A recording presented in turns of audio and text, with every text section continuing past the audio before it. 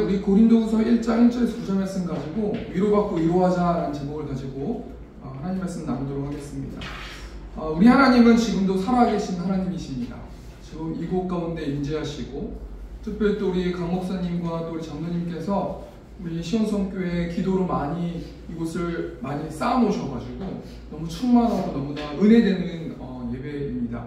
우리 하나님께서는 지금도 살아계시고요. 또 살아계시고 매일의 삶 가운데서 우리의 모든 삶을 간섭하시는 분이 우리 하나님이십니다.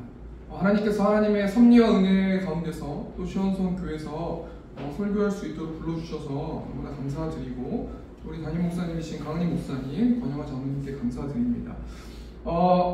강 목사님과 우리 장로님께서 미사역에 있는 저희 세움교회를 오셔서 1년 6개월 정도 동안 함께 또 사역하시고 또 함께 기도하시고 또 함께 사역에 동참하셨는데요. 지금도 또 우리 성도들이 우리 또 강은희 목사님께서 또 성경 공부를 해주셔서 너무나 은혜됐다고 또 지금도 말씀하고 계십니다. 우리 강 목사님께서 1년 6개월 동안 함께 사역하시다가 또 하나님의 섭리 가운데서 또 하나님의 전능하심 속에서 또 시온성 교회를 하나님께서 세워주시는 것을 보면서 제가 무한한 감동이 있는 것입니다. 하나님께서 너무 좋은 장소에 또 우리 두 명의 또 성도들을 위해서 어찌 보면은 지금 나와 계신 두 명의 성도들을 위해서 또 우리 강 목사님과 또 우리 장로님께서 얼마나 많이 수고하시고 얼마나 많이 눈물 뿌려서 기도하시고 얼마나 많은 훈련을 하셨는지 모르겠습니다. 이곳 가운데 오셔서 시온성교회는 왜 세워졌냐면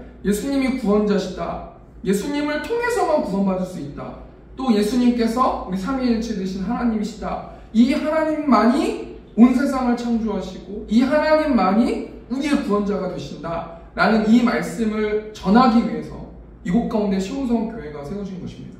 그렇기 때문에 목사님과 장로님께서 이 메시지를 계속해서 전하시면 음부의 권세가 이기지 못하고 이 교회를 쓰러뜨릴 수 있는 존재는 아무도 없고요.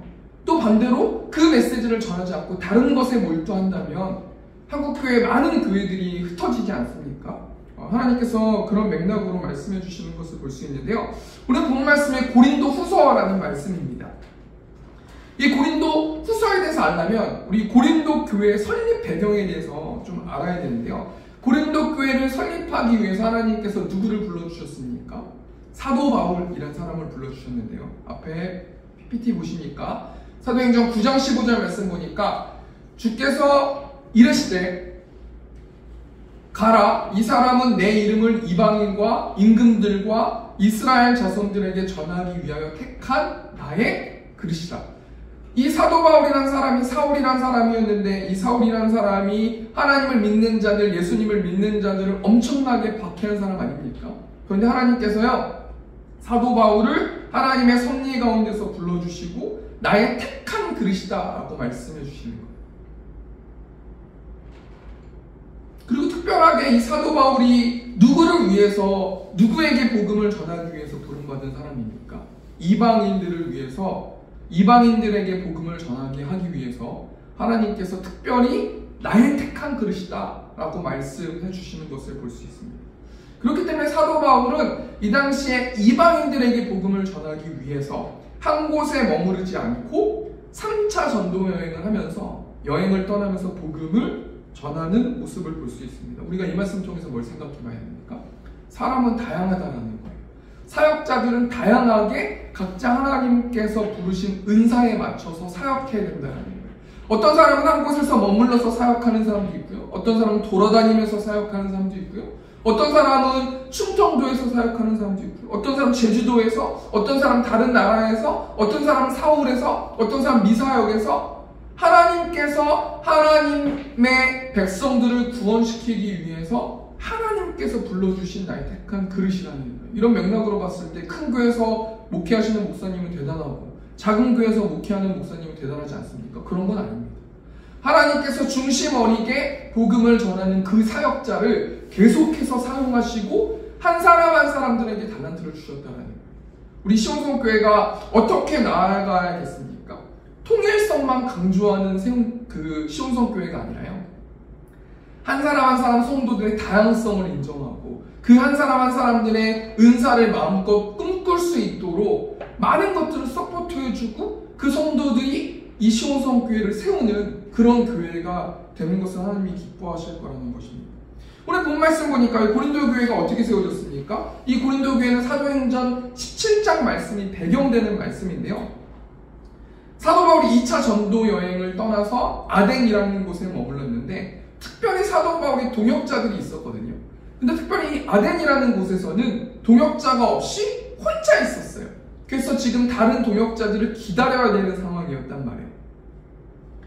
근데 사도 바울이 가만히 있지를 못하는 거예요. 왜 가만히 있지 못합니까? 복음에 붙잡힌 사람은 가만히 있을 수 없는 거예요. 여러분, 복음에 붙잡히면요 전도할 수밖에 없는 거예요. 나는 하나님을 믿고 복음을 믿어. 그런데 복음을 전하지 않아. 그러면 복음을 믿는 것인지 안 믿는 것인지 한번 점검해 봐야 된다는 거예요. 여러분, 복음은 역동성이 있고요. 물이 가만히 머물러 있을 수 있습니까? 물이 가만히 머물러 있으면 썩지 않습니까? 그런데 물은 움직이는 특성이 있지 않습니까? 그런 것처럼요, 복음을 소유하는 사람들은 가만히 있을 수 없는 거예요. 그 사도 바울이요, 아덴에서 복음을 전하게 된단 말이에요. 근데 특별히 이 아덴이라는 곳은요, 로마의 식민지로 있었던 곳이었기 때문에 로마가 특별히 굉장히 중요하게 생각하는 어떤 정책이 있는데 사회 질서를 무너뜨리는 것은 로마는 굉장히 싫어해요. 이 식민지 사람들이 종교들을 믿어라, 너희 마음대로 믿어라라고 포용하는 정책을 썼거든요. 근데 특별히요, 사회 질서를 무너뜨리면 그것은 가만히 있지 않았단 말이에요. 사도 바울이 복음을 전하면서 복음의 역동성이 있다 보니까요, 복음을 전하니까 사회 질서가 흩어지게 되는 거예요. 그 사도 바울이요, 이 아덴이라는 곳에서 쫓겨나는 신세가 됩니다. 그리고 사도 바울이 하나님의 섭리 가운데서 고린도 지역으로 오게 되는 것을 볼 수 있습니다. 그래서 누구를 만납니까? 브리스길라와 아굴라라는 부부를 만나는데 텐트를 만드는 일들을 하지 않습니까? 이 브리스길라, 아굴라도 글라우디오라는 황제를 통해서 추방당해가지고 같이 하나님께서 만나게 해주셨어요. 제가 이 말씀 통해서 하나님께서 말씀해 주셨으면 좋겠어요. 제 말씀이 아니니까요. 하나님 말씀이 아니니까. 우리 시온성교회가 이 부부처럼 브리스길라와 아굴라 부부 같은 부부를 만나서 시온성교회가 함께 동역하면서 함께 하나님의 복음을 전했으면 좋겠다는 제 말씀입니다. 제 이야기입니다. 하나님께서 주신 말씀은 아니고. 그래서 결국엔 사도 바울이요, 이 브리스길라와 아굴라라는 이 부부 집에서 무엇이 형성되냐면 고린도 교회가 세워지는 거예요. 그리고 사도 바울이 3년 동안 고린도 교회에서 3년 동안 성경 공부로 가르쳤어요. 우리 목사님께서, 하나님께서 목사님들마다 은사를 주신단 말이에요. 근데 우리 강은희 목사님께서는 성경 공부를 잘하시는 은사를 주셨어요. 여러분, 우리 두 분 성도님들 계시는데요, 그냥 교회만 왔다 갔다 하면 하나님에 대해서 잘 몰라요. 우리 목사님을 통해서 또 장로님을 통해서 하나님이 어떤 분이신지 알고 내가 정말 믿을 만한 존재인가, 나는 이런 하나님 믿기 싫은데, 그냥 수동적인 성도들이 아니라요, 역동적인 성도들이 되는 거예요. 그러려면은 하나님에 대해서 이야기를 들어야 되지 않습니까? 그러려면 뭐 해야 됩니까? 성경 공부를 해야 되거든요. 우리 강은희 목사님께서 우리 세운교회에서 얼마나 성경 공부를 잘해주셨는지, 지금도 성도님들이 강은희 목사님 성경 공부가 너무 좋았는데 라고 저희 사모님이 대표적으로 그렇게 제 얘기를 많이 해주시고 계신데요. 여러분, 사도 바울이 성경 공부에서 3년 동안 이 고린도 교회에 성경 공부해가지고요, 많은 은사들이 나왔어요. 특별히 고린도 교회는 은사가 많은 교회이지 않습니까? 그랬는데요, 많은 은사, 또 파벌 문제, 음란 문제가 발생함을 통해서 이 고린도 교회가 막 싸움이 일어나는 거예요. 여러분, 교회가 왜 싸웁니까? 교회라서 싸우는 게 아니라 공동체들이 모이면 죄인들이 모이기 때문에 싸움이 많이 벌어지거든요. 시온성교회만, 세운교회만, 또는 한국교회 여러 교회만 싸우는 공동체가 있는 게 아니에요. 절도 싸우고요, 천주교도 싸우고요. 왜 그렇습니까? 사람들은 죄인이고 완벽한 존재가 아니기 때문에 어떤 공동체든지 간에 싸움이 있거든요. 이런 분열이 생겼다는 소식을 사도 바울이 고린도 교회를 떠난 다음에 들은 거예요. 그 사도 바울이 뭘 보냅니까? 편지를 보내는 그 편지가 고린도 전서라는 편지고요. 또 그 편지를 보내서 수많은 고린도 교회 사람들이 회개함을 통해서 다시 한번 그 회개했다라는 이야기를 듣고 고린도 후서라는 이 편지를, 서신서를 보내는데요. 오늘 본문 말씀 고린도후서 2장부터 8절까지 말씀 보면요, 한 가지 단어가 반복되는 단어가 있는데 그 단어가 뭐냐면 위로라는 단어입니다. 우리 고린도후서 3절부터 볼까요? 찬송하리로다 그는 우리 주 예수 그리스도의 하나님이시요 자비의 아버지시요 모든 위로의 하나님이시며. 4절 보니까요, 우리의 모든 환난 중에서 우리를 위로하사 우리로 하여금 하나님께 받는 위로로서 모든 환난 중에 있는 자들을 능히 위로하게 하시는 이시로다. 5절 보니까 그리스도의 고난이 우리에게 넘친 것 같이 우리가 받는 위로도 그리스도로 말미암아 넘치는도다. 우리가 환난당하는 것도 너희가 위로와 구원을 받게 하려는 것이요 우리가 위로를 받는 것도 너희가 위로를 받게 하려는 것이니 이 위로가 너희 속에 역사하여 우리가 받는 것 같은 고난을 너희도 견디게 하느니라. 7절 보니까 너희를 위한 우리의 소망이 견고함은 너희가 고난에 참여하는 자가 된 것 같이 위로에도 그러할 줄을 알미라. 여러분, 위로가 몇 번 반복됩니까? 10번 반복됩니다. 여러분, 이 서신서가 서신이 편지잖아요. 편지가 똑같은 단어를 계속 쓰는 것은 좋은 문장이 아니거든요. 근데 사도 바울이요, 이 고린도 교회가 분쟁하고 싸우고 그러면서 고린도 그 전서를 통해서 질책을 받아요. 너희가 어떻게 그렇게 살아갈 수가 있니? 너희가 어떻게 파벌을 만들 수 있니? 너희가 어떻게 음란할 수 있니? 너희가 어떻게 그렇게 살아갈 수 있니? 그 애클레 심정으로 사도 바울이 고린도전서 서신을 통해서 죄들을 지적하는 거 아니겠습니까? 그리고 나서요, 회개했다는 이야기를 듣고 사도 바울이 고린도 후서라는 서신서 편지를 쓰면서 무엇을 강조하고 싶은 것입니까? 너희가 회개했으니 하나님께서 너희를 위로해 주실 것이다 라는 것을 강조해 주신다는 거 아니겠습니까? 여러분, 위로가 뭡니까? 이 위로라는 단어를 찾아보니까 옆에서 부름이라는 뜻이에요. 불쌍히 여기다 라는 뜻이에요. 여러분, 하나님께서 사도 바울을 통해서 고린도 교회 성도들을 왜 불쌍히 합니까? 그 고린도 교회 성도들의 힘듦을 다 아시기 때문에. 우리 하나님께서 다 지켜보시고 죄를 짓는 모습, 비아냥대는 모습, 하나님의 전능하심을 믿지 못하는 모습, 하나님께 마음속으로 기도를 한다고 하면서 대항하는 모습, 하나님을 전적으로 신뢰하지 않는 모습, 파벌이 생긴 모습, 다른 사람들을 미워하는 모습, 모든 모습들을 다 지켜보시고 하나님께서 기필코 회개를 시키고 나서 하나님께서 다 안다, 내가 모든 것을 다 안다 라고 위로해 주신다는 거예요. 고린도 교회 성도들이 이 편지를 읽었어요.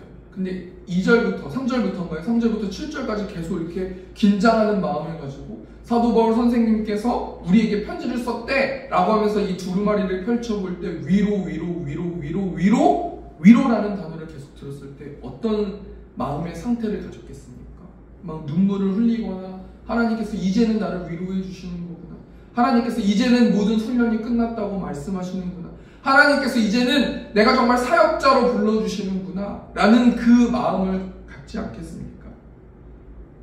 하나님께서 이 말씀 통해서 하나님께서 저를 보내셔서 이 고린도 후서 말씀 통해서 우리 목사님, 장로님 이제 정말 많은 훈련을 끝내고 이제는 너희가 이 지역을 통해서 복음을 전하고 하나님을 전하고 강력한 군사가 되어야만 한다라고 제 입술을 통해서 말씀해 주시는 것입니다. 우리 하나님께서 모든 것을 다 아시는 분이세요. 우리 시편 139편 1절 말씀 보니까 여호와여 주께서 나를 살펴보셨으므로 나를 아시나이다. 여러분, 살펴보셨다라는 말씀이 어떤 말씀이냐면 측량하다라는 뜻을 가지고 있거든요. 하나님께서요 모든 것들을 측량해 보신다는 거예요. 그래서 내가 원하는 한 사람 한 사람들마다 내가 기대하는 그 측량줄에 어떤 측량이 되지 못하네? 얘는 더 훈련을 시켜야겠네? 왜 그렇습니까? 이 사람을 통해서, 이 사역자를 통해서 많은 사람들에게 복음을 전하게 하기 위해서입니다. 여러분, 요한계시록 2장 1절 말씀 보니까요, 에베소 교회 사자에게 편지하라. 오른손에 있는 7별을 붙잡고 7 금촛대 사이를 거니시는 이가 이르시되, 2절 보니까요, 내가 내 행위와 수고와 내 인내를 알고 또 악한 자들을 용납하지 아니한 것과 자칭 사도라 아닌 자들을 시험하여 그의 거짓된 것을 내가 드러낸 것과 3절 보니까요. 또 내가 참고 내 이름을 위하여 겸기고 게으르지 아니한 것을 아노라. 하나님께서 아신다라는 거예요. 하나님께서 계속해서 지켜보고 계셨고 중심을 지켜보셨다는 거 아니겠습니까? 그러시면서 시편 139편 2절부터 4절까지 뭘 말씀합니까? 주께서 내가 앉고 일어섬을 아시고 멀리서도 나의 생각을 밝히 아시오며. 3절 말씀 보니까요. 나의 모든 길과 내가 눕는 것을 살펴보셨으므로 나의 모든 행위를 익히 아시오니. 4절 보니까요. 여호와야 내 혀의 말을 알지 못하시는 것이 하나도 없으십니다. 여러분 우리 하나님께서는 모든 것들을 다 지켜보고 알고 계시고 측량하고 계신다는 거예요. 여러분 2024년이 이제 한 달밖에 남지 않지 않았습니까? 하나님께서 2024년 동안 우리의 모습을 다 지켜보셨다는 거예요. 우리의 아픔, 우리의 슬픔, 우리의 나약하다고 우리가 탄식하는 그 마음, 우리가 당당하게 하나님께 교만하게 대드는 마음, 하나님은 없다. 어떻게 하나님이 나의 모습을 이렇게 만질 수 있을까? 하나님은 사랑의 하나님이 아니다. 라는 그 간절함과 애절함, 그 모든 것들을 하나님께서 지켜보시고 알고 계실 거라는 거예요. 여러분, 하나님께서 시온성교회 담임 목사님, 장로님의 마음을 아셔서 이제는 시온성교회가 평안하겠습니까? 여러분, 이 땅에 평안한 교회는 없어요. 고린도후서 1장 8절 보니까요. 형제들아, 우리가 아시아에서 당한 환난을 너희가 모르기를 원하지 아니하노니 힘에 겹도록 심한 고난을 당하여 살 소망까지 끊어져요. 여러분, 하나님께서 하나님의 전능하심을 통해서 시온성교회를 세워주셨으면 이제 끝나야 되는 거 아니에요? 재정도 채워지고 사람들도 많이 찾아오고 부흥 발전하고 또 더 큰 데로 이전하고 막 사례도 얼마씩 나오고 너무 좋아야 되는 거 아니겠습니까? 그런데 여러분, 하나님을 믿는 예수 그리스도, 하나님 되시는 분이시죠. 예수 그리스도, 사도 바울, 예수님의 제자들, 그 지나가는 모습을 보세요. 평안한 사람이 단 한 사람도 없었어요. 여러분, 스테반 집사님 보세요. 순교하면서 돌에 맞아 죽지 않으셨겠습니까? 여러분, 사도 바울은요, 아시아에서 당한 환난을 너희가 모르기를 원하지 아니하노니 힘에 겹도록 심한 고난을 당하며 살 소망까지 끊어주고. 여러분, 목회하다 보면 힘들지 않은 일이 얼마나 되겠습니까? 항상 힘들어요. 항상 재정이 없고요. 항상 돈이 없어요. 항상 먹을 게 없어요. 사단이요, 우는 사자처럼 공격하는 거예요. 너희가 그렇게 하나님의 은혜로 시온성교회를 세웠는데 하나님이 세워줬다며, 그런데 너희는 왜 고난을 받아야 되지? 왜 힘에 겹도록 고난받아야 되지? 왜 내가 자살할까? 내 목숨을 끊을까? 할 만큼 왜 힘들어야 되지? 하나님 살아있지 않는 거야 라고 사단이 그렇게 유혹한다라고 미혹한다는 거예요. 여러분, 그런데 시온성교회만 힘듭니까? 세운교회는 안 힘듭니까? 여의도 순복음교회는 안 힘들어요? 온누리교회는 안 힘들어요? 여러분, 이 땅에 있는 모든 교회는 안 힘든 게 없어요.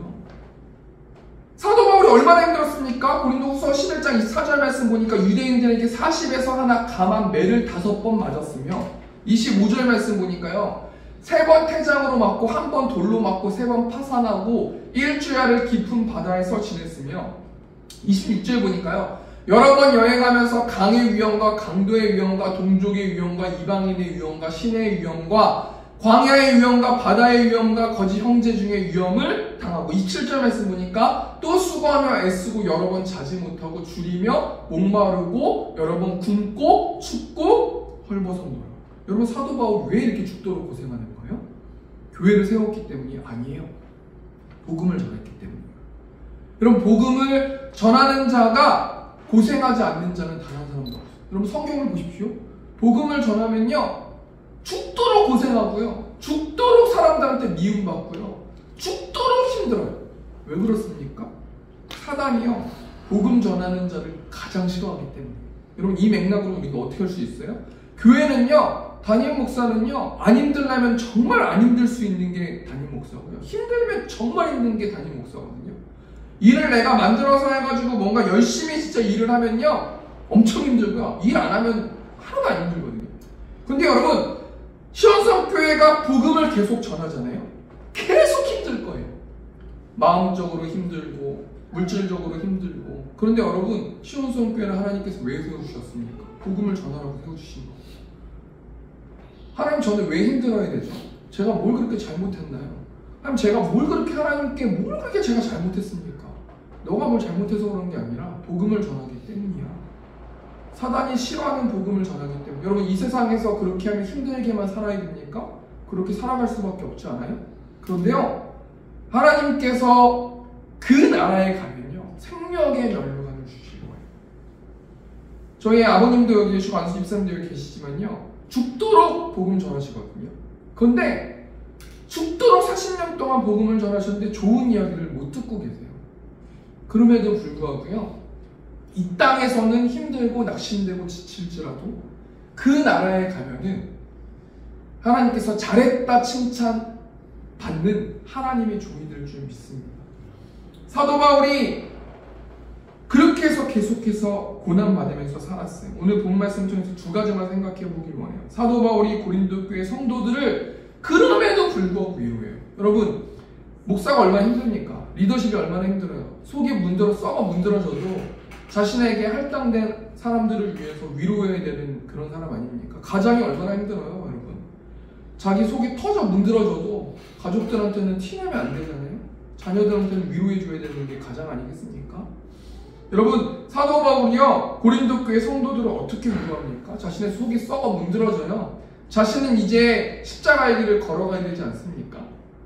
그럼에도 불구하고 고린도 교회 성도들을 위로하는 거예요. 우리가 어떻게 위로하는지 두 가지만 좀 생각해보고 시온성 교회 성도들에게 두 가지만 부탁하고 말씀 마치도록 하겠습니다. 첫 번째로요, 사도 바울이 고린도 교회 성도들을 어떻게 위로합니까? 하나님께 부름받은 사도 바울을 통해서 은혜와 평강을 말함으로 위로하는데요. 우리 고린도후서 1장 1절 보니까요,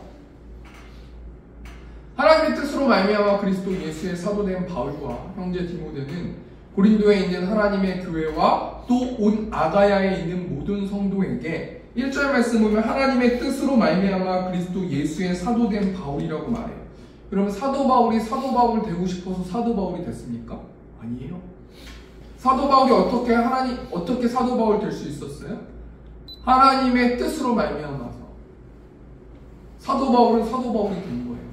디모데는 하나님의 뜻으로 말미암아서 디모데가 된 거예요. 이런 맥락으로 보면요, 사도 바울이 어떻게 사역자가 됐습니까? 하나님의 뜻으로 된 거예요. 고린도서 11장 28절 말씀 보니까요, 이 외에 일은 고사하고 아직도 날마다 내 속에 눌리는 일이 있으니 곧 모든 교회를 위하여 염려하는 것이라. 여러분, 사도 바울이 하나님의 뜻으로 말미암아 사도 바울이 됐는데요, 사도 바울이 어떤 삶을 살아가냐면요, 자신은 행복하고 자신은 잘 먹고 잘 살아도 지금 현재 좋아도 자신이 개척했던 여러 교회를 소식을 들으면요, 내 속에 눌리는 일이 있으니. 여러분, 이게 하나님이 세워주신 리더고 사역자 아니겠습니까? 사도 바울은요, 자신이 신간이 편하고 마음이 편해도 항상 교회 걱정만 하는 거예요. 여러분, 시온성교회 담임 목사님을 누가 세워주셨습니까? 하나님이 세워주셨어요. 그런 맥락으로 봤을 때는 목사님도 어찌 보면 억울할 수 있어요. 저도 가끔씩 억울하거든요. 제가 목사 되고 싶어서 목사 된 것도 아닌데 성도들이 막 저를 힘들게 하면 저 굉장히 억울해요. 여러분, 그런 맥락으로 봤을 때요, 시온성 교회를 누가 제일 걱정하겠습니까? 담임 목사님이 제일 걱정해요. 여기 말씀 나오잖아요. 이 외의 일은 고사하고 아직도 날마다 내 속에 눌리는 일이 있으니 곧 모든 교회를 위하여 염려하는 것이라. 여러분, 이 눌림은요, 내가 눌리고 싶어서 눌리는 것이 아니라요, 하나님께서 눌리는 그런 마음을 주셨기 때문에 눌리는 것 아니겠습니까? 여러분, 지금 사도 바울이 뭐 때문에 걱정하고 있습니까? 사도권에 대해서 굉장히 고린도 교회에서 시비를 붙이는 거예요. 너가 예수 그리스도와 함께 있지도 않았고, 너가 도대체 왜 사도고, 너가 그렇지 이 고린도 교회를 개척했다는 이유 하나만으로 내가 너의 말을 왜 들어야 되느냐? 너는 사도도 아니잖아. 넌 예수 그리스도 함께 다니지도 않았잖아. 그런데 너가 왜 고린도 교회를 세웠는데 너가 왜 그렇게 많은 권위를 왜 가져야 되니? 나는 이해할 수가 없어라고 고린도 교회 성도들이 막 대항하면서 사도 바울을 힘들게 했기 때문에 떠난 거 아니에요? 고린도 교회를. 그렇지 않습니까? 그럼에도 불구하고 사도 바울이 자신을 비방하는 고린도 교회 성도들을 향해서 무엇으로 위로합니까? 은혜와 평강이 있을 것이다. 여러분, 이 은혜와 평강이 있을 것이다 라는 말씀은 이 고린도 후서가 서신서 편지기 때문에요, 인사말로 그냥 주시는 말씀이거든요. 그럼에도 불구하고 하나님께서 이 시온성 교회를 향해서 이 시온성 교회는 은혜가 있을 것이다, 평강이 있을 것이다 라고 말씀하시는 거예요. 여러분, 평강이 있다는 게 얼마나 귀중한 겁니까? 이 땅을 살아가는 사람들이 마음이 정말 많은 것을 소유했음에도 불구하고 마음이 평안하지 못해서 자살하는 사람들이 얼마나 많아요. 근데 여러분, 하나님께서 이 말씀을 통해서 말씀해 주시는 거예요. 시온성 교회 온 성도들은 은혜가 있을 것이다, 평강이 있을 것이다, 따뜻함이 있을 것이다, 위로가 있을 것이다 라고 말씀하시는 거 아니겠습니까? 여러분, 이런 맥락으로 봤을 때 하나님께서 우리 시온성 교회 성도님들에게 어떤 부탁을 합니까? 우리 강은희 목사님은 목사가 되신 것이 하나님의 뜻으로 된 것이고요, 우리 장로님은 하나님의 뜻으로 장로님이 되시는 거예요. 그런 맥락으로 봤을 때 하나님께서 이 말씀 통해서 뭘 말씀하시는 겁니까? 강은희 목사님의 권위를 인정하라는 거예요. 여러분, 교회가 세팅이 되어질 때 우리 물론 저희 세움교회도 그랬지만 그 권위의 논쟁, 권위의 전쟁을 한 2년 정도 했던 것 같아요. 저희는 부모님도 있었고 어머님도 있었고 아버지도 있었고 아내도 있고 아이도 있고 장모님도 있고 다 있지 않습니까? 그 권위의 어떤 이 전쟁, 그 권위의 싸움이 한 2년 동안 있었거든요. 근데 지나고 보면요, 아무 의미가 없고요, 그 권위 싸움하다가 교회가 전진하는 그 일들이 늦어져요. 제가 어떤 생각이 들었냐면요, 제가 청년 사역을 했을 때 그 청년들이 얼마나 야성이 있어요. 막 대들어요. 제가요 그때 강도사 때인데요, 성경 공부합시다라고 이야기하면요, 뭐 수많은 얘기를 해요. 어떤 청년은 뭐 성경 공부가 지금 말이 되냐, 찬양 집회 가자고 하거나, 또 어떤 청년은 무슨 성경 공부냐, 그냥 친목 모임이나 하자 이런 얘기하고요, 막 진짜 계속해서 핍박을 하거든요. 그래서 이 사람 다 맞춰보잖아요. 결국엔 그 사람 안 와요, 청년들.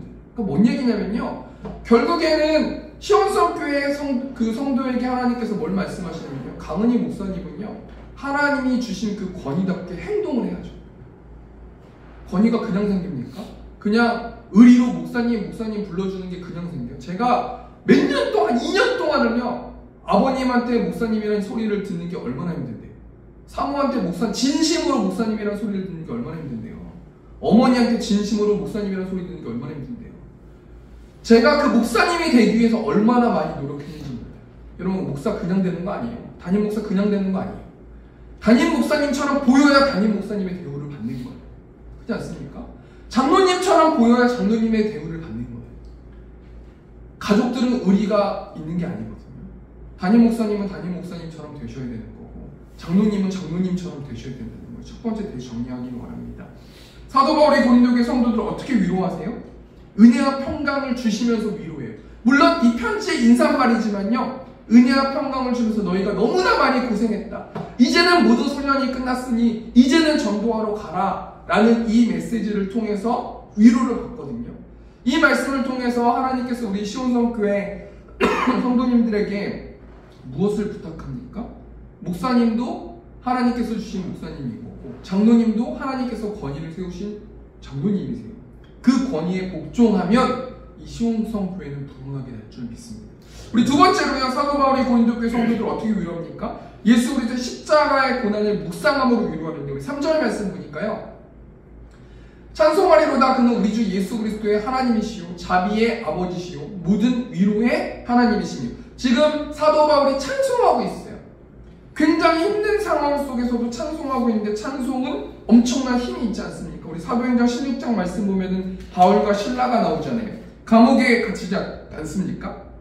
그런데 이 바울과 실라가 뭐예요? 찬송하지 않습니까? 사도행전 16장 25절이니까 한밤중에 바울과 실라가 기도하고 하나님을 찬송하며 제수들이 듣더라. 26절 말씀 보니까 이에 갑자기 큰 지진이 나서 옥터가 움직이고 문이 곧 다 열리며 모든 사람의 매인 것이 다 벗어진지라. 여러분, 시온성 교회가 찬송이 있는 교회길 되길 원해요. 찬송이 풍성하고 찬양이 넘치고 찬양이 뜨거운 교회 되길 원해요. 여러분, 테크닉이 있다고 찬양이 뜨거워요? 아니에요. 여러분, 누군가한테 사랑을 고백할 때 진심 어린 마음으로 사랑 고백하면 진실은 통하는 거예요. 여러분, 뭔가 되게 휘황찬란하게 뭔가 테크닉적으로 사랑 고백한다고 해서 그 사람이 감동합니까? 진심 아니면 감동 안 되거든요. 여러분, 찬양은 힘이 있는데요, 어떤 찬양이 힘이 있냐면 진심의 찬양이 힘이 있는 거예요. 내 마음을 다한 찬양이 힘이 있는 거예요. 그 찬양을 통해서 성도들이 위로받는 거 아니겠습니까? 사도 바울이요 찬송하리라 라고 말하고 있는데요. 무엇을 찬송해요? 어떤 하나님을 찬송합니까? 우리 주 예수 그리스도의 하나님. 3절 말씀 보니까요. 자비의 하나님, 위로의 하나님을 찬양한다고 말하고 있어요. 사도 바울은 나를 위로해 주신 하나님, 내 편을 들어주신 하나님, 내 모든 것들을 지켜보신 하나님, 잘했다 충성하는 나의 종아라고 말하는 그 하나님을 찬송하고 있다는 거예요.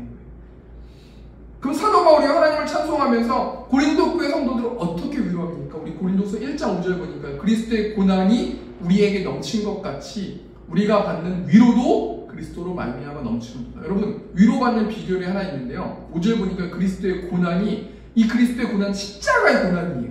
그 십자가의 고난과 사랑이 우리에게 넘친 것 같이 우리가 받는 위로도 그리스도로 말미암아 넘치는도다. 여러분, 우리가 어떻게 위로받을 수 있습니까? 예수 그리스도의 십자가의 사랑을 묵상함을 통해서 내가 이렇게 바보짓을 하거나 내가 이렇게 하나님과 멀리 떨어져서 살아가고 있음에도 불구하고 하나님이 나를 사랑하시지, 내가 그 사명을 다하지 못하고 매일매일 낙담하면서 가슴을 치면서 후회하면서 있을 그때에도 그 십자가의 사랑을 묵상하면은 이런 나도 하나님이 사랑해 주시지, 내가 복음을 전해야겠다. 여러분, 한마디로 말해서 오늘 설교 핵심 아니겠습니까? 위로가 어디서부터 옵니까? 하늘로부터 온다는 거예요. 우리 시온성교회 성도님들에게 어떤 부탁을 하나 마지막으로 드리기 원하냐면요, 사람에게 위로받지 말라는 거예요. 사람에게 위로받으려면요, 긁어부스럼만 되는 거예요. 사람에게 위로받으려고 하면요, 그 사람이 미워지는 거예요.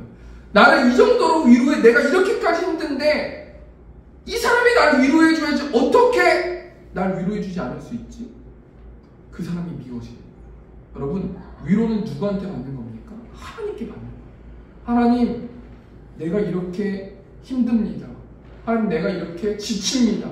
하나님, 내가 내 마음이 텅 빈 것 같습니다. 하나님, 십자가의 사랑을 나한테 부어주셔서 내 마음에 부어주셔서 위로해 주십시오.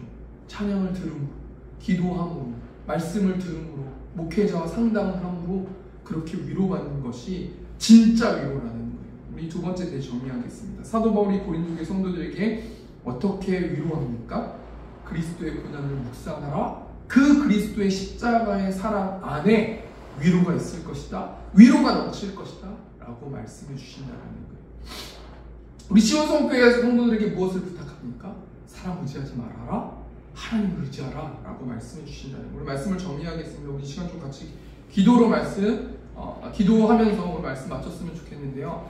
우리 시온성교회 위해서 좀 기도했으면 좋겠습니다. 하나님, 이 예배당이 따뜻한 예배당 되길 원하고, 이 예배당이 푸근한 예배당 되길 원하고, 우리 목사님과 또 장로님이 뜨거운 마음으로 진실은 통한다고 말씀했사오니 그 영혼을 사랑하는 마음으로 영혼들을 사랑하는 이 시온성교회 될 수 있도록 인도해 달라고 우리 시간 주여 외치고 통성으로 기도하겠습니다. 주여.